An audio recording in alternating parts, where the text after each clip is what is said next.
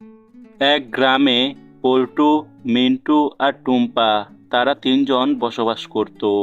তারা মাটির কারিগর ছিল। তাদের গ্রামে মাটি শুকিয়ে গিয়েছে। এই জন্য তারা মাটির পাত্র বানাতে পারছিল না। এই জন্য তারা তাদের বন ছেড়ে আরেক বনে যাচ্ছিল। হঠাৎ দেখে, বাঁচাও আমাকে, কেউ আমাকে বাঁচাও, আমি ডালের তলে পড়ে গিয়েছি। কেউ আমাকে বাঁচাও, কেউ আমাকে সাহায্য করো। বাঁচাও আমাকে, কেউ আমাকে বাঁচাও। আব্বু, আব্বু, দেখো, একটা ইঁদুর একটা গাছের নিচে পড়ে গিয়েছে। সেই ইঁদুরকে আমাদের সাহায্য করা দরকার। হ্যাঁ বাবা মিন্টু, তুমি ঠিক বলেছ। যদি কোনো পশু বিপদে পড়ে, আমাদের উচিত তাদেরকে সাহায্য করা। তুমি যাও, সেই ইঁদুরটাকে সাহায্য করো। তারপর মিন্টু সেই ইঁদুরটাকে ডালের নিচ থেকে বের করে। আর ইঁদুর তাদেরকে বলে, তোমাকে অনেক অনেক ধন্যবাদ। তুমি আমার জীবন বাঁচিয়েছো। তোমরা অনেক ভালো পশু। আচ্ছা, তোমাদেরকে তো আগে এই বনে দেখিনি। তোমরা কোথায় থেকে এসেছো? আমরা পাশের বন থেকে এসেছি ইঁদুর ভাই। আমাদের বনে মাটি শুকিয়ে গিয়েছে। আমরা হলাম মাটির কারিগর। এই জন্য আমরা কোনো মাটির জিনিস বানাতে পারছিলাম না। এই জন্য আমরা সেই বন ছেড়ে এই বনে আসি। আর আমরা এই বনে এসে দেখি এই বনের মাটি অনেক ভালো। এই বনের মাটি দিয়ে আমরা অনেক সুন্দর সুন্দর জিনিস বানাতে পারবো। ও আচ্ছা, এই ব্যাপার। আচ্ছা ঠিক আছে, তোমরা এই বনেই থাকো। তোমাদের ঋণ আমি কখনোই বলবো না। আচ্ছা ঠিক আছে, আমি চলে গেলাম। তারপর সেই ইঁদুর এই কথা বলে সেখান থেকে চলে যায়। তারপর তারা একটা বাড়িতে জিজ্ঞেস করতে যায় এই বনে থাকা যাবে কিনা। বাড়িতে কেউ আছেন? বাড়িতে কেউ আছেন? যদি থাকেন একটু সাড়া দেন। বাড়িতে কেউ আছেন? আপনারা কে? কাকে চান? এখানে কেন এসেছেন? ভাই, আমরা পাশের বন থেকে এসেছি এই বনে থাকার জন্য। এই বনে কি থাকা যাবে? আরে, এই তো একটা সুযোগ পেয়েছি। এই সুযোগটাকে কাজে লাগাতে হবে। না ভাই, অন্য বনের পশুরা এই বনে থাকা নিষেধ। আচ্ছা, আপনারা যখন আমার কাছে বলেছেন, আমি বন প্রধানের কাছে আপনাদের জন্য রিকোয়েস্ট করব। কিন্তু আমার একটা শর্ত আছে। আমাকে প্রত্যেক দিন 100 টাকা করে দিতে হবে। যদি রাজি থাকেন, তাহলে আমি বন প্রধানের কাছে আপনাদের জন্য রিকোয়েস্ট করব।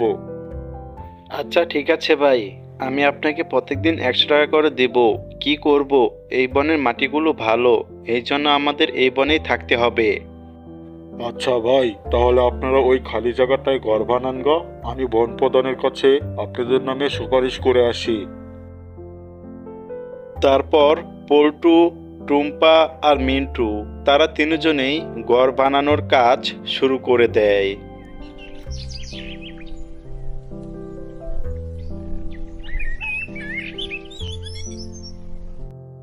আরে, তারা তো দেখি কত সুন্দর একটা ঘর বানিয়ে ফেলেছে। ভাই, ঘরে আছেন না বাইরে গেছেন? বের হন, আমার টাকাটা দেন। ভাই, আমি তো আপনাদের জন্য বন প্রধানের কাছে রিকোয়েস্ট করেছি। আর বাড়িটা তো অনেক সুন্দর বানিয়েছেন। দেন, আমাকে 100 টাকা দেন। ভাই, আমরা তো এইমাত্র ঘরটা বানাইলাম। এখনো আমরা মাটির কাজ ধরি নাই। মাটির কাজটা ধরি, মাটি দিয়ে কিছু জিনিস বানিয়ে বাজারে বিক্রি করে আপনাকে 100 টাকা দিয়ে দিব। না ভাই, আমি এত কিছু বুঝি না। আপনাদের সাথে যেই কথা ছিল সেই কথা অনুযায়ী আমাকে 100 টাকা দিয়ে দেন। আপনারা মাটির জিনিস বানাইলেন কি বানাইলেন না, এটা আমার দেখার বিষয় না। আমাকে 100 টাকা দিয়ে দেন। নাহলে কিন্তু বন প্রধানের কাছে বলে আপনাদেরকে এই বন থেকে তাড়িয়ে দিব। হ্যাঁ গো, শুনছো? ঘরে যে খাওয়ার জন্য 100 টাকা রেখেছিলাম, সে 100 টাকা তাকে দিয়ে দাও। আমরা না হয় কিছুক্ষণ পরে মাটির জিনিস বানিয়ে বাজারে বিক্রি করে সেগুলো দিয়ে খাবার আনবো। তারপর মশাল, মিন্টু আর পল্টু আর টুম্পা তাদের খাবারের টাকাটা নিয়ে যায়।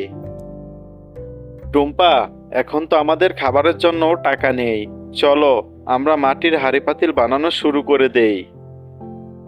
এই কথা বলে পল্টু, মিন্টু আর টুম্পা তারা তিনজনই মাটির জিনিস বানানোর জন্য চলে যায়।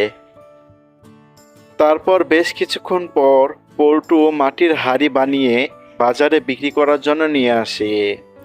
এই হাঁড়ি নিবেন? হাঁড়ি, মাটির হাঁড়ি, অনেক সুন্দর। আম্মু, দেখো কত সুন্দর কলস। আম্মু, এই কলসটা আমি নেব আম্মু। আম্মু, এই দোকানদারকে 500 টাকা দিয়ে দাও আর এই কলসটা নিয়ে নাও আম্মু। এই কলসের দাম কত? আমি আপনাকে 500 টাকা দিচ্ছি, আপনি আমাকে এই কলসটা দিয়ে দেন। হ্যাঁ আপা, ঠিক আছে আমি দিচ্ছি, কিন্তু আপা এই কলসটার দাম তো 500 টাকা না, আরো কম। সমস্যা নেই, আপনি 500 টাকাই রেখে দেন। আমাদের কাছে কোনো টাকার অভাব নেই, অনেক টাকা। আপনি 500 টাকাই রেখে দেন। হ্যাঁ, তারপর অস্টিন আর তার মা একটা ঘাসের কলস নিয়ে সেখান থেকে চলে যায়। অস্টিন ঘরের সামনে বসে পানি খাচ্ছিল। তখন বনপ্রধানের ছেলে বাঘা অস্টিনের কাছে আসে। কিলো অস্টিন, তোর হাতের জগটা দেখি অনেক সুন্দর। কোথায় থেকে কিনলি এটা? ও এই জগটা আমি আর আমার আম্মু যখন বাজারে গিয়েছিলাম তখন একটা লোক এই জগটা নিয়ে এসেছিল। তখন আমি আম্মুকে বলে 500 টাকা দিয়ে এই জগটা কিনেছি। আব্বু, আব্বু, আজকে যখন আমি অস্টিনদের বাড়িতে গিয়েছিলাম দেখি অস্টিনের হাতে অনেক সুন্দর একটা জগ। আব্বু, আমাকে ওই জগটা কিনে দাও। আব্বু, আমাকে ওই জগটা কিনে দাও। আচ্ছা ঠিক আছে আব্বু, তুমি কোনো চিন্তা করো না, আমি এখনই যাচ্ছি তোমাকে নিয়ে। কে ওই জগটা বিক্রি করেছে তার কাছ থেকে সেই জগটা কিনতে।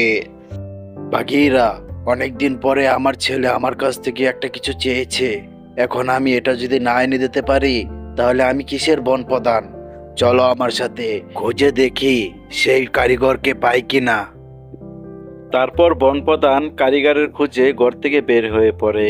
তারপর সামনে মশালিনীকে দেখে মশালিনীকে জিজ্ঞেস করে, এই মশালিনী, তুমি কি জানো এই বনে কারিগরকে যে ঘাসের জগ বানাতে পারে? না বনপ্রধান, আমি তো জানি না, কিন্তু সামনে একটা ঘর আছে, তারা মাটির জিনিস বানায়, তারাই মনে হয় বানাতে পারে। তারপর সেই ঘরের দিকে বনপ্রধান যায়।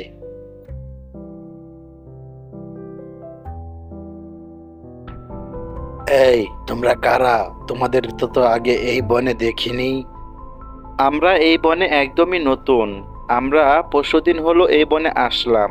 আমরা হলাম মাটির কারিগর, মাটির জিনিসপত্র বানিয়ে বাজারে বিক্রি করি।